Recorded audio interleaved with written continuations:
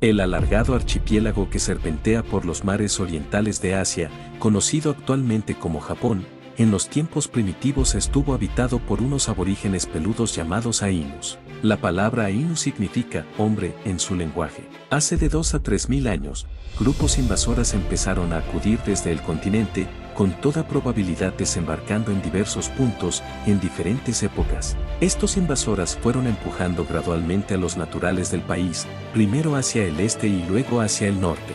No se sabe con certeza de dónde procedían dichos conquistadores, si bien la hipótesis más probable es que atravesaron el mar del Japón partiendo del continente asiático, por la península de Corea. No debemos olvidar que el núcleo básico de los japoneses, como el de los coreanos, difiere en muchos aspectos del de los chinos. El origen de los japoneses hay que buscarlo más al norte que el de los chinos o de la raza Han. Por otra parte, está bien establecida la afinidad de los coreanos con los japoneses y es posible que algún día sea posible comprobar satisfactoriamente dicha afinidad con otras razas que habitan en el norte de Asia.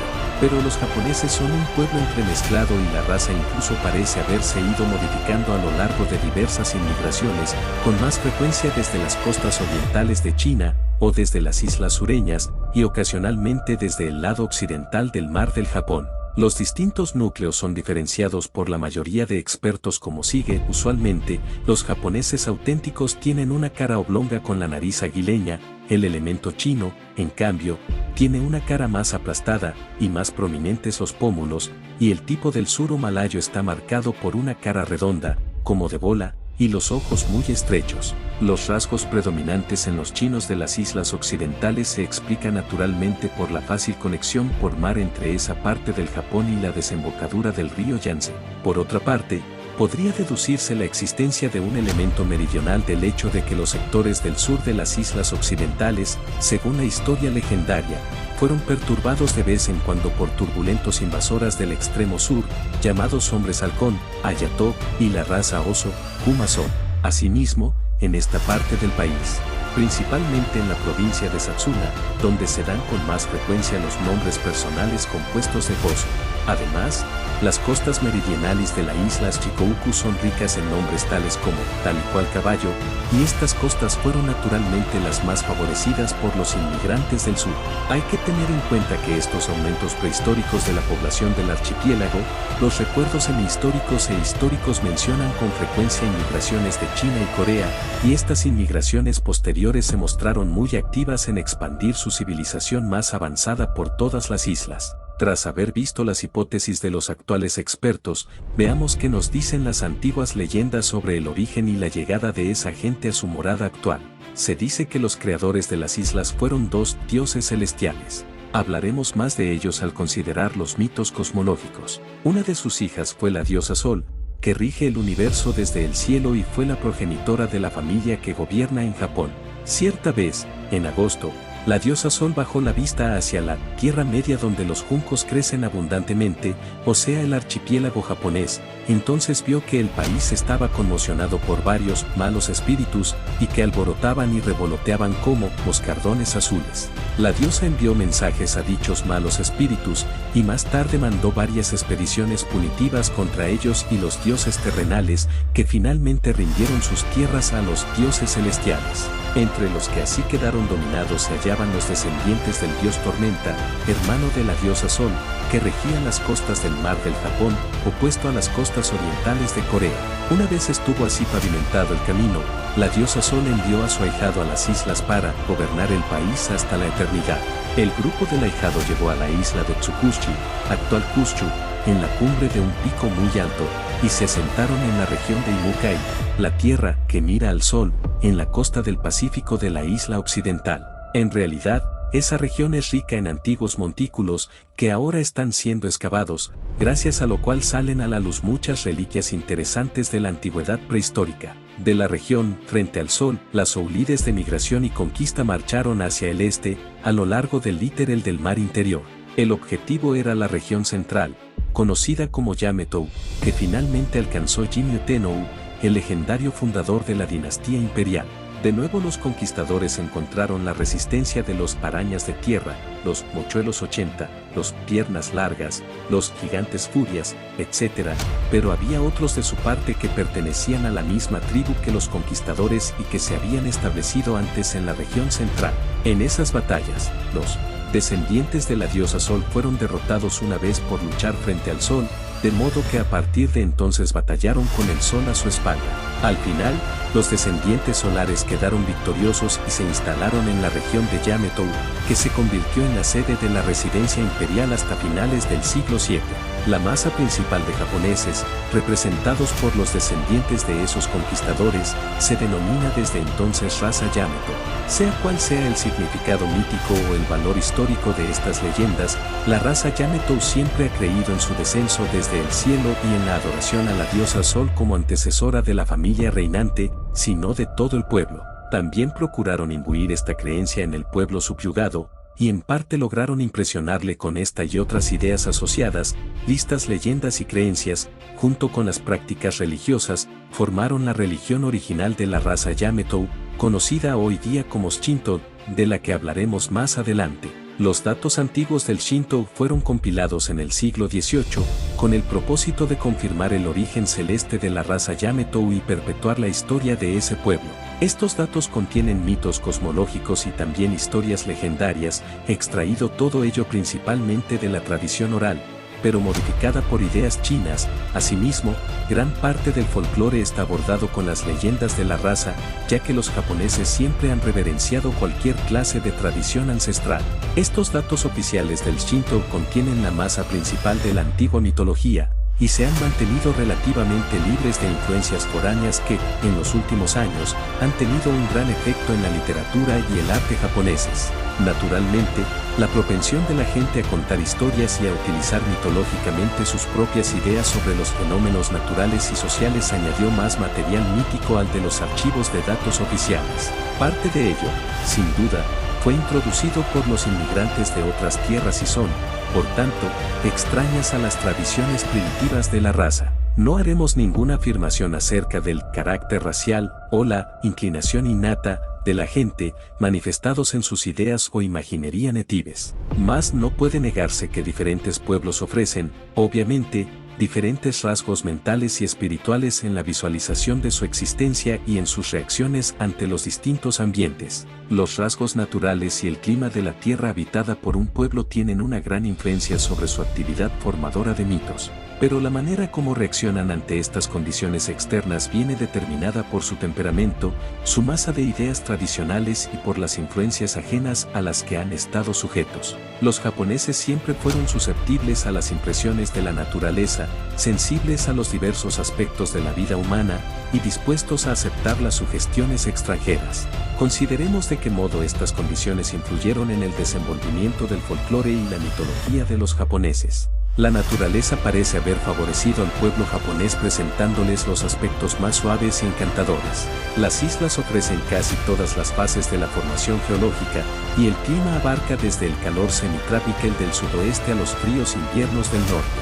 La magnitud continental es, claro está, nula, pero el paisaje está bellamente diversificado por montes y ríos, ensenadas y promontorios, llanos y bosques. Es fácil imaginarse a las hadas rondando por los bosques y las principales cascadas. En la bruma primaveral y entre las nubes del estío pueden visualizarse con facilidad a los seres semicelestiales. La oscura superficie de los lagos rodados por acantilados y elevados picos también se adapta a la morada de espíritus siniestros o a ser escenario de conflictos entre genios fantásticos. Las flores de los cerezos las produce, dice la leyenda, la inspiración de una dama que hace florecer los árboles, y las hojas color carmesí de los arces son obra de una dama que teje brocados. El espíritu de la mariposa aparece en la noche primaveral, vistiendo ropas de color rosa y velada con tules verdosos. En el canto quejumbroso del insecto del pino, el pueblo oye la voz del ser querido que ha renacido entre los matorrales del campo. En las altas cumbres de los picos nevados pueden morar grandes deidades, y entre las nubes iridiscentes es posible oír música celestial. Más allá del distante horizonte del mar se halla la tierra perpetuamente verde del palacio del rey del mar. La susceptibilidad de la mente del pueblo ante su ambiente se demuestra en el temprano advenimiento de una poesía en la que se canta la belleza de la naturaleza y el patetismo de la vida humana, el amor y la guerra. Esta poesía temprana es sencilla en su forma y muy ingenua en sentimiento, pero es emotiva y delicada. El pueblo se sentía en armonía con los aspectos cambiantes de la naturaleza, exhibidos en los fenómenos de las estaciones, en las variedades de la flora, en los conciertos de los pájaros e insectos cantores. Sus sentimientos hacia la naturaleza siempre se expresaron en términos de emociones humanas, se personificaron las cosas de la naturaleza, y los hombres fueron representados como seres vivos en el corazón de dicha naturaleza. Los hombres y la naturaleza estaban tan cerca entre sí que los fenómenos personificados nunca quedaron disociados de sus originales naturales. Los observadores occidentales han malinterpretado a menudo esta circunstancia, por lo que han declarado que los japoneses carecen del poder personificador de la imaginación. Pero la verdad es que el grado de personificación no es tan completo como en la mitología griega, y que la imaginación nunca fue tan lejos como para oscurecer su origen en el mundo físico real. También es verdad que los mitos y las historias del Japón no se hallan tan bien conectados y sistematizados entre los pueblos altos. En la mitología japonesa hay un cierto ciclo de ideas cosmológicas, pero a menudo se han perdido los eslabones y muchas historias están totalmente disociadas. La ligereza de toque es algo característico de la imaginación japonesa, y no es menos conspicua la facilidad de improvisación. La cuidadosa insistencia sobre la cuenta oficial de los antecesores del pueblo podría estar en conflicto con la falta de un sistema que aparece por doquier, y la influencia budista ciertamente modificó las peculiares características que determinaron la mitología de la raza. Sin embargo, el budismo fue adaptado por los japoneses de acuerdo con su disposición mental, y el gran sistema de la mitología budista quedó desmembrado en relatos sueltos o rebajado al nivel más humilde de la experiencia humana. Delicado, imaginativo, agradable, pero nunca aislado, sensible, pero poco penetrante, así podríamos caracterizar el temperamento del pueblo, manifestado en su mitología y su poesía, su arte y su música. Como consecuencia de esos rasgos hay en su mitología una carencia de fuerza trágica. Los japoneses no tienen idea de una tremenda catástrofe en el mundo, los conflictos casi nunca terminan en tragedias sublimes sino en un compromiso. Incluso las tragedias de los relatos y dramas posteriores se caracterizan por una penosa sumisión del héroe, y solo excepcionalmente por el conflicto de una voluntad demoníaca con el destino. Esto puede deberse en parte al menos a la suave influencia de la tierra y el clima, aunque en realidad sea el resultado del carácter del pueblo, como se observa al considerar sus ideas religiosas nativas. La primitiva religión de ese pueblo se llamaba Shinto, que significa camino de los dioses o espíritus. Esta creencia se remonta a una visión animista del mundo, asociada con el culto tribal de las deidades del clan. Se emplea aquí la palabra animismo para indicar la doctrina de que las cosas de la naturaleza están animadas, igual que nosotros, por un alma o por una clase especial de vitalidad. Viendo el mundo bajo esta luz, los japoneses lo veneran todo, tanto un objeto natural como un ser humano, siempre que lo venerado parezca manifestar un poder o una belleza inusuales. Cada uno de esos objetos o seres se llama kami, una deidad o espíritu. La naturaleza está habitada por una cohorte infinita de esas deidades o espíritus, y la vida humana se halla estrechamente asociada con sus pensamientos y acciones. Al genio de un monte que inspire temor se le llama deidad del monte, y puede ser considerado al mismo tiempo con el progenitor de la tribu que vive al pie de la montaña o, si no como el antepasado, si puede al menos ser invocado como el dios tutelar de la tribu. Por consiguiente, la religión Shinto es una combinación de adoración a la naturaleza y culto ancestral, y en la mayoría de casos el mito naturaleza es inseparable de la historia relativa a la deidad ancestral y la de su adoración, porque la curiosidad por saber los orígenes de las cosas actúa con enorme fuerza tanto hacia el mundo físico como hacia la vida individual y social de cada uno.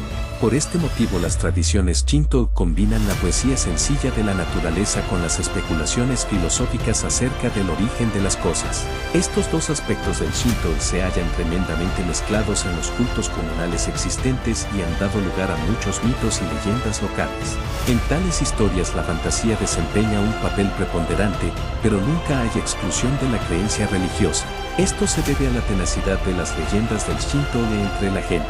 La influencia extranjera más importante de cuantas llegaron a Japón, ciertamente en lo tocante a la religión, el arte y la literatura, fue la del budismo. En el campo de la mitología, el budismo introdujo en Japón una ingente cantidad de la imaginación india que se caracteriza por la grandeza de escala, la riqueza de la imaginería, los amplios vuelos de la fantasía.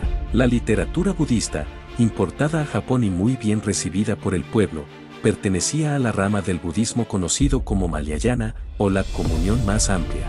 En esos libros, se dice que existen un número infinito de tierras de Buda o paraísos, y cada uno de estos se describe con un lenguaje colorido y fantasioso. En uno de esos paraísos hay avenidas con árboles adornados con joyas, estanques llenos de flores de loto, pájaros que entonan perpetuamente un concierto con la música interpretada por los seres celestiales. El aire está lleno de perfumes milagrosos y la tierra se halla pavimentada con piedras preciosas. Innumerables variedades de seres celestiales, budes, santos, ángeles y deidades habitan estos paraísos. Al hablar de un gran número, siempre se refieren a miríadas de miles de millones, Cotinuta Sankhya.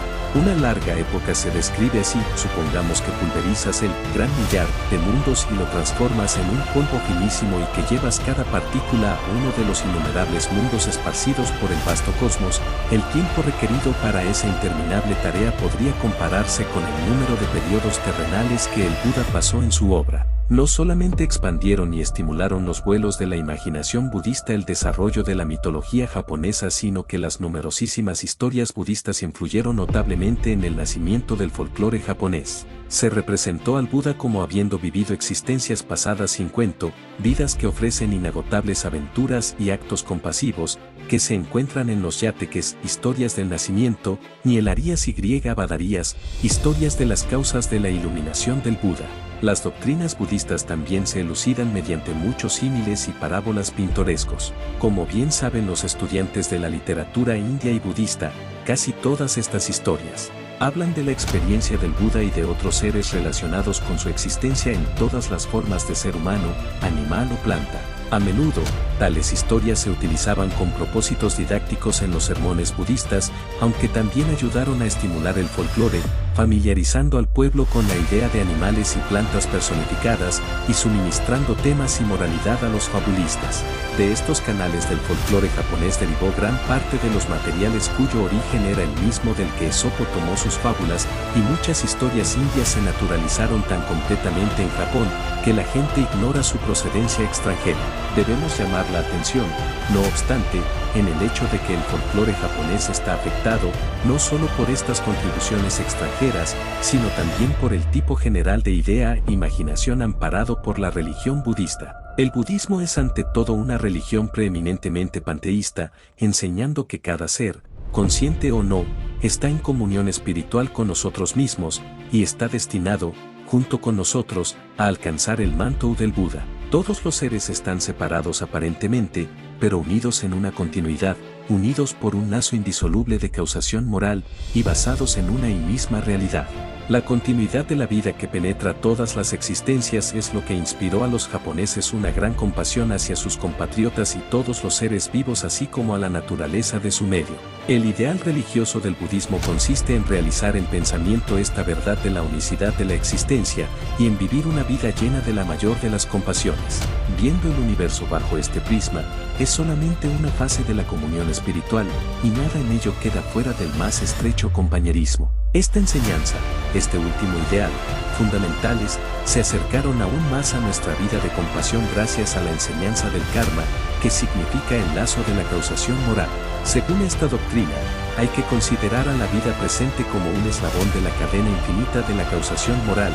La vida actual del ser está determinada por las cualidades de los hechos pasados de cada uno y está destinada a determinar la vida futura. Esta es la continuidad serial de nuestra existencia, pero además hay una continuidad colateral. Esta expresión significa que la vida individual no es el producto aislado del karma propio, sino que siempre desempeña una parte en el amplio destino común, gozado o sufrido junto con los demás. Hasta el mero roce de las mangas de dos personas, por puro azar, es el resultado del karma que los une.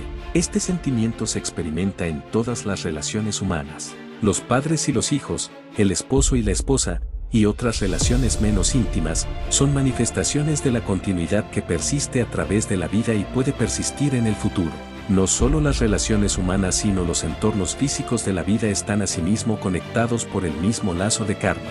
Si un budista ve una mariposa volando entre flores, o una gota de rocío reluciendo sobre la hoja de una planta de loto, cree que la conexión y afinidad que existe entre estos objetos son fundamentalmente como los lazos que unen a los seres humanos en sus relaciones vitales. Que disfrutemos con el gozoso canto de las cigarras entre las flores del ciruelo se debe a la necesidad del karma que nos conecta con esas criaturas. En una religión panteísta siempre hay un gran incentivo en el desempeño de una fantasía poética así como un constante apremio hacia la íntima simpatía con los demás seres y el entorno físico. El mismo Buda, según los relatos de la India, experimentó en sus innumerables reencarnaciones una infinita variedad de vidas animales. Por eso, sus seguidores pueden haber pasado por tales experiencias y muchas historias cuentan cómo el narrador fue una vez un ave que cantaba entre las flores y cuyo espíritu, más tarde, se convirtió en su esposa. Si el budismo estimula la imaginación que se refiere a los lazos que relacionan nuestra vida con otras existencias, el taoísmo representó y representa el genio poético y la tendencia romántica del valle chino de Yutsu en contraste con los rasgos prácticos y sobrios del chino del norte, representados por el confucianismo.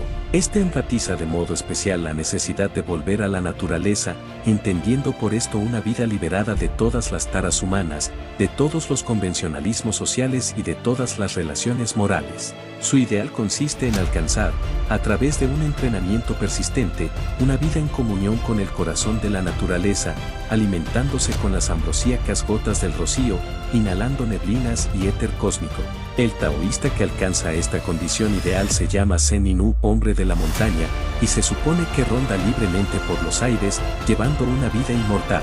El ideal de la existencia inmortal estuvo, y está, a menudo combinado con el ideal budista de una emancipación perfecta de las pasiones humanas, y esta religión de misticismo naturalista fue el origen natural de muchos relatos imaginarios de hombres y superhombres que vivieron en el corazón de la naturaleza y llevaron a cabo sus hazañas milagrosas en virtud de su mérito religioso.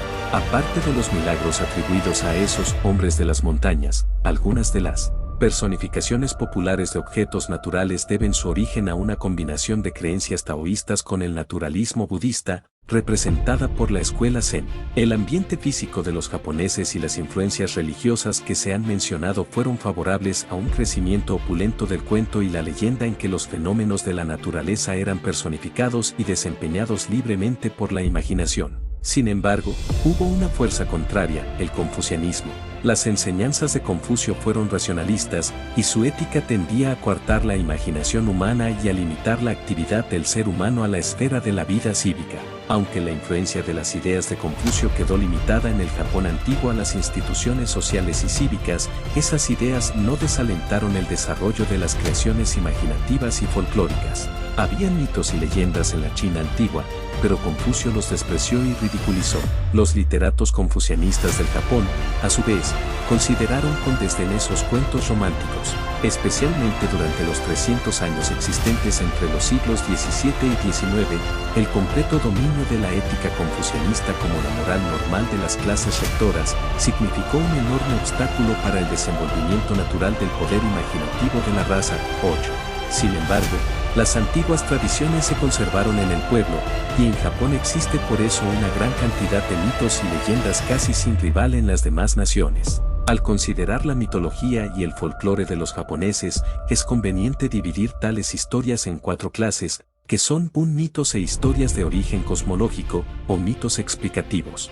2 productos de la imaginación, o sea cuentos mágicos y vuelos similares de la fantasía. 3 el juego del interés romántico en la vida humana, o sea, las románticas historias de amor y los cuentos heroicos. 4 historias contadas por su lección moral, o las que pueden interpretarse como moralejas implícitas, fábulas o historias didácticas, junto con el humor y la sátira.